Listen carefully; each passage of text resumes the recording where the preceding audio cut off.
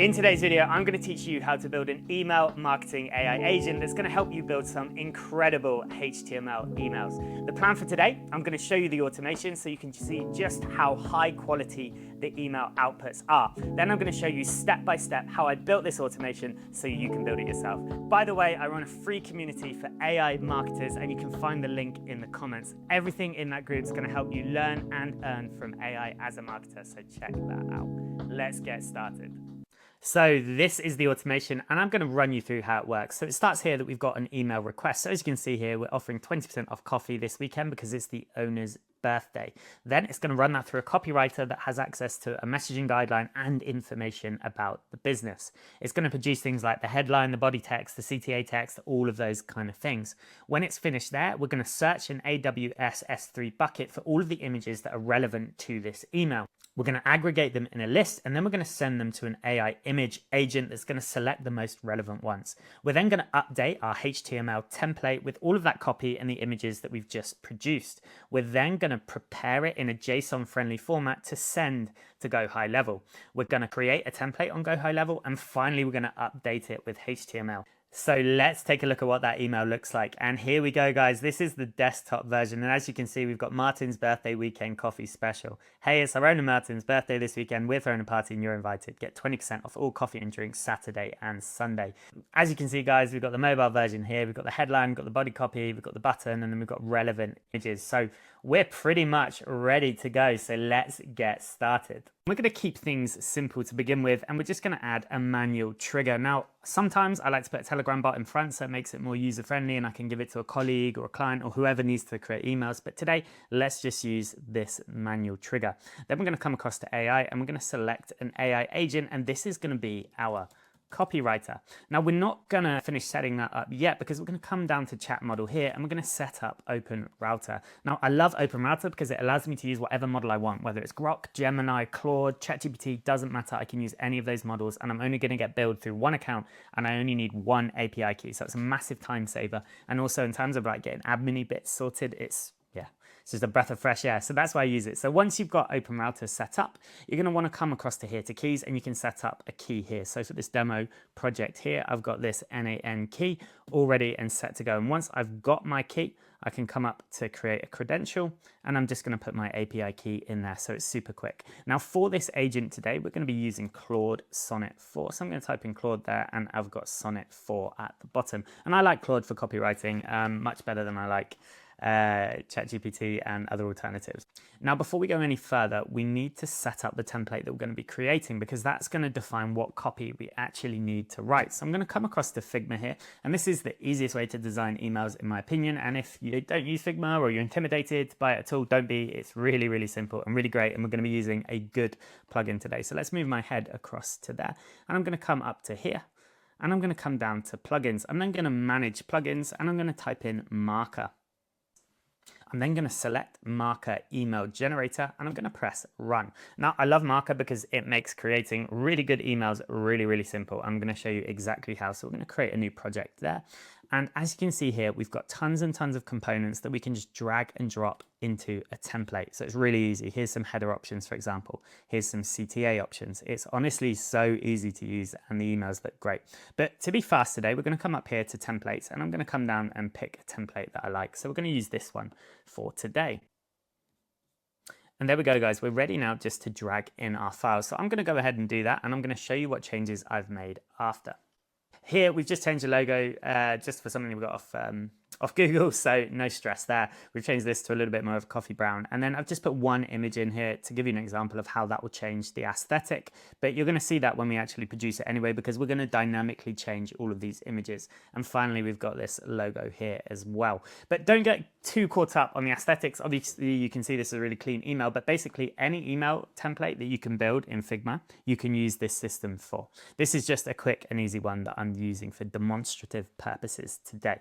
So once you've got that done, click Event, and then if you come down here and move my head out the way and go back onto the Marker Email Generator, you can come across here to preview and we can take a look at what it looks like on desktop, on mobile. So here we've got mobile, that's looking good. And here we are on desktop as well. Lovely. Once we're happy, we can come down to export. And over here, we can press copy email code. Now that's going to be easier for one of the modules that we're going to put in later. But at this stage, we don't actually need that HTML. We just need to know what are the dynamic variables that we're going to be using. So let's just run through that together. The logo, that's going to be the same every time. But this text here, this headline text, that is going to change. This body text here, that's also going to change. The button text, that's going to change. And also the link that relates to is going to change as well, because we might want to send them to different parts of our websites or to our social media pages. So that's going to be a dynamic variable too. And then finally, we've got these 3 images that we're going to want to relate to the topic of the email each time. So the dynamic variables, just to sum them up again, we've got a headline, we've got a body copy, we've got a CTA text and a CTA link, and we've got 3 image links. Now that we know that, we can head back across to n8n and we can start setting this copywriter up properly. So the first thing that we're going to do is change this from connected chat trigger node to define below. Now we can put our prompt in. So let's copy and paste that prompt in now and take a deeper look. So we're going to start by outlining the role, then we're going to give it an objective, and then we've got the process. So it's going to check the request. It's going to search a Pinecone database that we're going to set up shortly. It's then going to write copy, and it's going to do it in this order: campaign name, subject, preview text, headline, body, CTA text, CTA URL. You'll notice that the images aren't there because we're actually going to deal with that with a second agent very shortly. And then we've got our tone of voice guidelines, and obviously you can change these for your brand, whatever it may be. And also if you're using a different template, guys, with more headlines, more boxes, more CTAs, whatever it is, then this is where you change the process. Okay, so you're just going to change it to add in the other bits of copy that you need. Once that's done, we're going to close that. And we're going to come back onto our canvas because now we need to set up our Pinecone database. So we're going to come across the tool here and we're going to type in Pinecone. Now, once you've set up your credential, which is super easy, just sign up for a Pinecone account and again, create an API key. It should actually give you one as soon as you sign up. You're then going to head across and actually create your index. So this index here, we're just going to call it Coffee Shop, to keep it simple. Then for the configuration, we're going to come across here and you can use text embedding 3 small or text embedding 3 large. Now, considering that this isn't a very complex project, we're just going to use text embedding 3 small. Once that's done, we're going to come down and we're going to change here the dimension up to 1536. Once that's done, we don't need to change anything else. This is a free account as well, guys, so it's not going to cost you anything. And I'm going to create that index. Once I've made that index, I now need to put some information into it. So I'm going to head back across to n8n. So now I'm going to paste in this really simple automation that's going to allow me to update my knowledge base. Obviously, I'll probably do this in a separate workflow, but just for today, let's run through it. So I've got a form submission here that allows me to submit documents via form. Then it's going to automatically update my Pinecone database. So I've got it all set up here. So I've got the index coffee shop that I've selected. Obviously, I've also connected it to the right credential and the embedding batch size I've left at 2000. Then from there, I've connected it to the right embeddings profile, which should be embedding 3 small, and then I've got this data loader, which is going to load binary data because from the form we're going to add a binary file. It's going to load all input data, and we've also got the data format here, which is docx, which obviously you can change. I'm going to remove that meta data because it's not needed right now, but for more complex knowledge-based builds, you're definitely going to want that on. But if you don't know what that is, just ignore it for now. It's not important. Once that's done, I'm going to come down to this recursive character text splitter, and this is going to allow me to choose how many characters are included for each chunk that we're going to cut it up into. So today I'm just going to do 2000 and I'm going to do a chunk overlap of 50, which means that each chunk will go 50 characters into the next one, if that makes sense. And the split code I'm using is Markdown. But guys, these are technical details that really don't matter for what we're trying to achieve, so don't get too caught up with it. Once that's done, what I'm going to do is I'm going to execute this file here, which is my knowledge base. Now all this contains are opening hours and a menu. So really nothing too crazy, but that's information that we want our copywriting agent to know so it can include it in the email copy if needed. Once that's done, you'll see here we've got all of this set up. So then I can move across to this module and I can just execute that step. So let's have a look. Okay, once that's done, I can come across here and I can go back to my database and I should start to see them popping up here. So let's refresh that and see if we start getting entries. And there we go, guys. We can see all of that information in there, the menu, the opening hours, all of those things. So that's perfect. That's done. Once we're happy there, we can close that and we can head back to our original automation. And I'm actually going to clear this out because we don't need it, right? It's done what we needed it to do. Right, now we can come back to this Pinecone vector store tool that we're connecting to our agent. So the first thing I'm going to do is make sure I'm connected to the right Pinecone database. Then I'm going to select the one that I want to use. And I'm just going to give it a really brief description: access coffee shop knowledge database files. And very wonderful typing, as you can see there. For the limit, I'm just going to do 1 because I really don't want it pulling much information. But if you want it to pull a lot of information, you can increase the limit there. Right. And then we need to come down here to the embedding, and let's just type in OpenAI. And remember, when we set it up, we used text embedding 3 small. So that is what we want to be using here too. So now we can go back to our canvas, tidy that up a bit, and we're almost ready to run this. But there's 2 more things we need to do. And the first is we want to specify a specific output format. So we're going to toggle this on, and then we're going to come back to here. And you're going to see now that we have this option to add a parser. We're going to press the plus, and we're going to go for a structured output parser. And we're going to keep the schema type as generate from JSON example. I'm going to copy and paste my JSON example in here. And remember, guys, if you join the free community, you're going to have access to the template already. And that template is going to have everything in there that you already need. So no stress for you there. Right. And as you can see, we've got the campaign name, subject, preview text, headline, body, CTA text, CTA URL. And of course, that relates to this process here and everything that we've asked it to write. So again, if you're using a different template with more text, whatever it is, more CTAs, then this is where you're going to edit that. And then you're also going to make changes to the structured output parser as well to make sure that what you're looking for is in there. Right, we're almost ready to test it, but there's something that we need to do first. We need to give it a user inquiry. So the first thing I'm going to do is click up here on execute workflow. I'm then going to come across to this edit button, and I'm going to replace the JSON with something like this. I'm going to save that, and now I've got a request. You can check this is working by going across to the copywriter, and there you can see at the bottom we've got that request pulling across. So if we're happy, we can now test that and have a look at the copy that we get back. Okay guys, and there we go, we've got that copy back. So Martin's turning another year wiser. Our amazing owner Martin is celebrating his birthday this weekend. So as you can see, the copy's pretty good. Obviously, if you're doing this for your own business or a business you work for or a client or whatever it is, you're gonna have your own messaging guideline and you're gonna have your own idea of what you wanna put in there. But we've even got the CTA text, join party, all sorted and ready to go. So once we're happy, we can move on to the next step. The next step is searching for images. Now, before we do this, we're going to head across to AWS. You can also use Google Drive or something like that, but AWS really is the gold standard for this. You're going to sign up for an account and you're going to get a load of free credits. And when you do, you're going to head to S3. Once you've logged into S3, you're going to see this screen here, and you're going to come across to general purpose buckets. From there, you're going to press create bucket. Now, you're going to give it a name, but it needs to be unique. So let's call it coffee shop images Nexus, okay? Because I doubt anyone else has created a bucket with that name. From there, we're going to keep the object ownership the same, and we're actually going to untick block all public access, and that's because we need it to be a publicly available link because people are going to be receiving emails and it needs to show the images that they're using. From there, we're going to leave everything else the same. On advanced settings, there's nothing that we need to do here after, so we can then press create bucket.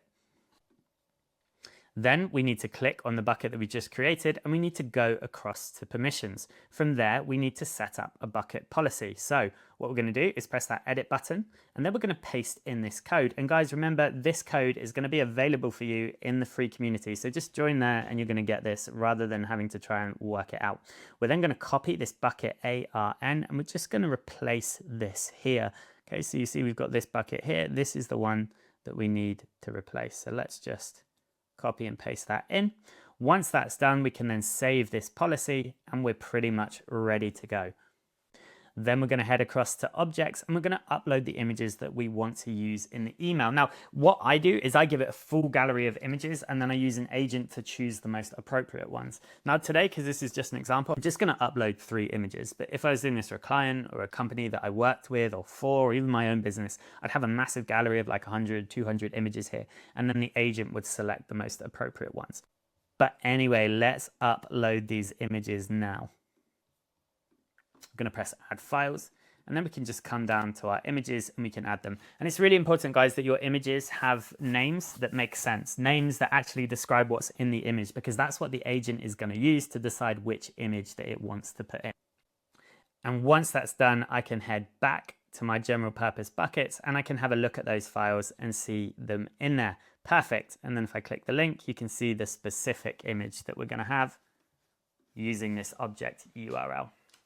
Perfect. All right, so now we're ready to head back and go on to the next. Okay, so I'm going to come across to here and I'm going to type in AWS. I'm going to look for S3. Then in terms of the function that I'm looking for search bucket.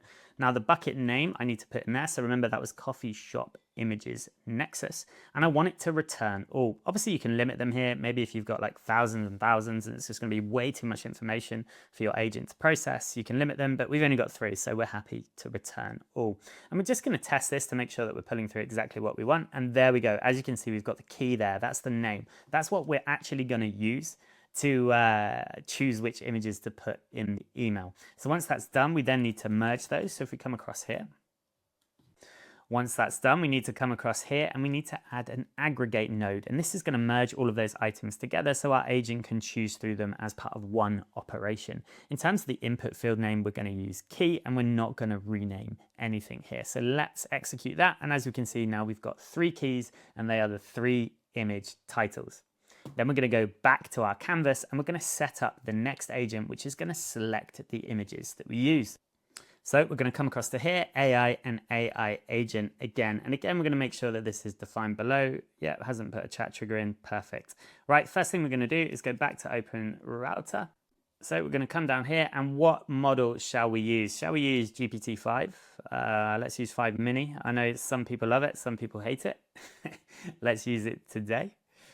So now it's time to set up the agent. Okay, so now let's add this prompt and I'll run you through it. So let's copy and paste this prompt into here. And as you'll see, we're going to select the 3 most relevant images for this email copy. So we've just come down to the copywriter here and we've dragged across the headline and the body copy. Nice and simple. Then we've given it a little bit of brand context. Obviously you can put more in here. If you were doing this for a client or a business that you work for, you're going to have way more information to include. Then we've got requirements, select exactly 3 images, return only the direct S3 URLs in JSON format. Now this part's really important. So these links here, okay, these are generic. These are the bucket links. So you need to come and put your bucket name in here. Then it's going to put the keys in and it's going to return a download link. So just make sure that these are your AWS bucket names or it's not going to work. All right, and then finally this is the list of images from the aggregate node, and it's really important that it's stringified because otherwise it's just going to show up as objects. So if you're using the template in the free group, then that's not going to be a problem, but if you're building this yourself, make sure it's stringified, otherwise you're just going to get objects and this isn't going to work. So there's one final thing that we need to do, and that is to set the output format. So again, we're going to require a specific output format, and then we're going to come across to this parser option and we're going to again choose a structured output parser. And using the JSON in that prompt, we can just copy and paste across these images. Once you've done that, come back to the canvas and now let's test this step. Okay, so I'm just going to pin that data there. That's exactly what we're looking for. Okay guys, now it's time to get down to the magic part of this automation. So first of all, let's put in a set node or an edit fields node. You're going to come across to here and put in HTML. For the value, we're going to head back across to figure. So when we exported this before, there was actually something that I neglected to mention. So if we come across to the marker email generator, what you're going to need to do before you export it is click here on this button and click on this text. So that's the text of your button. You're going to come to properties, and that's where you're going to add a link URL. It doesn't have to be the link that you're going to use. It's just so we've got a dynamic variable in there, or a variable that we can attach our dynamic variable to. You're also going to want to select auto height on mobile. This is going to stop the button being exported as a PNG. Okay, then you're just going to check here that this outside part of the button, so before we selected the text, now we're on the outside part of the button, we're just going to check this as a frame. We're going to go to properties, it's a frame, visibility, mobile and desktop. Perfect, that's exactly what we need. Once that's done, we can click here again, so we've got the entirety of the plugin, and then we're going to come across to preview one last time, and then we're going to export that by copying the email code. Once that's done, we're going to copy it, add it to our clipboard, and then we're going to come back across to this value section and we're going to copy and paste it in. Perfect. The next thing we're going to do is turn it into an expression, and then we're going to press this little button here that's going to allow us to modify it more easily. Then we are now we're going to put all of our dynamic variables in. So First thing we're going to do, let's see, let's start with the button. So we've got book your place. So I'm going to press Command F in here, and I'm going to press book. And there we go, I can see book your place. So what I'm going to do is I'm going to come down to the copywriter, and I'm going to put in this CTA text here. Now it's probably going to jump it around a bit. That's fine. You're just going to have to be eagle-eyed as you go through it. So I've deleted what was in there, the text for the CTA button, and I've replaced it with this dynamic variable which comes from our copywriter.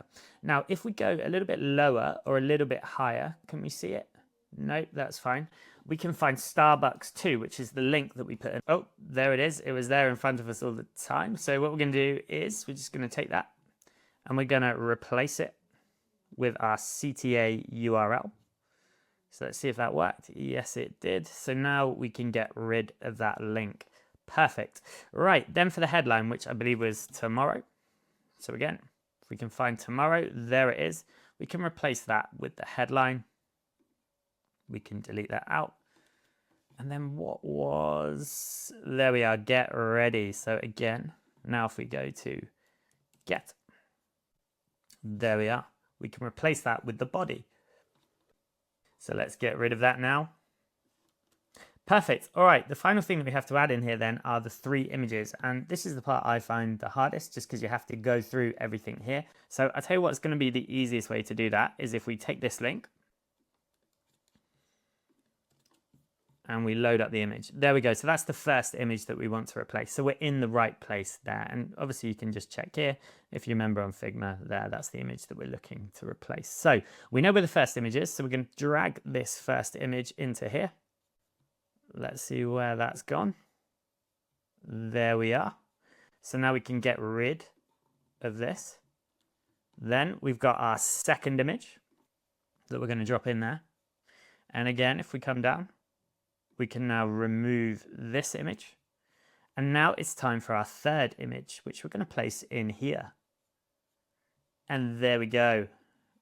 That is all of the dynamic variables done. And we can check that by looking across here and we can see everything's going in. So we've got our links there. Perfect. Looks correct. Everything's looking right. We've got our copy. Yeah, it's looking awesome. Okay, guys, and there we go. So we can go through and check that, but there we are. We can see Martin's turning another year wiser. Perfect. Right, now for the real magic. We're going to add in a code node. Now, the problem with using HTML in n8n is that it needs to be valid JSON, and naturally it isn't. So we need to add in a code node that's going to change everything that's going to go through, and it's going to escape everything. It's going to turn it into valid JSON, so then we can send it onto our email platform. Now, this is super simple. So let's go here, copy and paste that in. And remember, guys, in the free community, you'll have access to this in the template anyway. Otherwise, I'm just going to scroll through slowly. You can pause it and you can copy it if required. There we go. All right, let's execute that and see what we get out. Perfect. Now we have some JSON ready HTML, which brings us onto our next step, which is uploading this to our email platform of choice. Now we're going to be using Go High Level today because honestly, guys, it's the best value platform out there. It's basically HubSpot, but for a fraction of the price. So first of all, what we're going to need to do is create a template within Go High Level. Then we're going to update that template with HTML. So let's take a look at how the first node is set up. So it's going to be a post node, and the link we're looking for here is the /emails/builder. In terms of authentication type, we're going to go for generic credential, and we're going to go down to a header. Here, I'm going to put in Go High Level, and just to show you, this is really simple to set up. All you need to do is come across to settings, and down here, you're going to have private integrations. Here, you can set up your own API key with your own accesses. Just make sure that it's got all of the template builder and email related accesses available when you press create new integration. It's going to give you an API key, and then you can set that up in n8n, nice and simply. Then we're going to come down here, and there's a couple of headers that we need to attach. The first is our version, and it's going to be 2021-07-28. Then we're going to attach our body, and this is going to be using JSON. Now I'm going to copy and paste this JSON straight in. So let's put that in there now. And I'm going to run you through it quick. So the first thing you're going to need is your location ID, and that's really simple to find. You're just going to come onto your settings here, go onto your business profile, and you're going to be able to copy and paste it there. Next up, you're going to need a type, which is HTML. You're going to need your title. And here I've taken in the campaign name from the copywriter node or the copywriter agent. Then you've got a name. This we're just going to put test. It doesn't matter now. And builder version is going to be 2. Once all that's done, we can execute that step. And we're going to have like a blank canvas that we can then upload our HTML onto. And we're going to have our finished email. And there we go, guys. That's exactly what we're looking for, because this ID here is the new template that we've created. So if we come back and actually let's go across to Go High Level and let's take a look at our emails. If we come across to templates, we're going to see down here Martin's birthday weekend. There we go. And as you can see, there's nothing in there at the moment, but that's fine because we're about to populate it. So let's head back across to n8n. And now we need to create a second Go High Level node. So let's just tidy that up a bit. There we are. It's looking good. Right. Again, this is going to be a post node. Right. Again, this is going to be a post request. But this time on the URL, we're going to add data on the end because we're going to be changing the data inside of the actual template. Everything else we can keep the same until we get to the JSON section. For the JSON, again, we're going to paste in this structure. And there we go, guys. So firstly, we've got the location ID in there again. Then we've got the template ID, which we've dragged across from the previous HTTP request. So that's the ID here. That's the ID of the template we're going to be changing. Then we've got updated by now. So this part's really important because you need to update it using an actual person that is connected to your Go High Level account. So if you go to My Staff, now, as you can see, under each of these staff members, we've got an ID. That's the ID that we want. We're going to copy it and we're going to put it in there by updated by. The editor type, again, is HTML. Then for the HTML, we're going to drag in the HTML that's been cleaned by the code block. Then finally, we've got the preview text. Now, the preview text comes from the copywriter. And again, it's this preview text here. Just a little bit more context on what the email is about. Once that's done, we can execute that step and we should have an email ready to go. And there we go, guys. So the first thing we're going to do is we're going to take a look at this preview URL because we should be able to see our final email. Okay, and there we go, guys. So let's take a look at this preview URL first. So we're going to come up here, quickly put that in, and there we go. Perfect. That is exactly what we were looking for. Martin's turning another year wiser. Here we go, 20% off the coffee, join the party, and these images here. That is awesome. Why don't we have a look in Go High Level as well? And the reason I'm going to show you this is because if you want any quick edits or you want to change anything, this is the best place to do it. So let's say for some inexplainable reason, you accidentally got the owner's name wrong. He's not called Martin, he's called Mike. What we can do is we can just type in Martin here. It's going to show us that there, and then it's really, really simple for us just to change that to Mike. So you can see how easy it is to edit the content. And it's the same with images. If we scroll down here and find these images, we can just replace those with whatever images we like from AWS S3.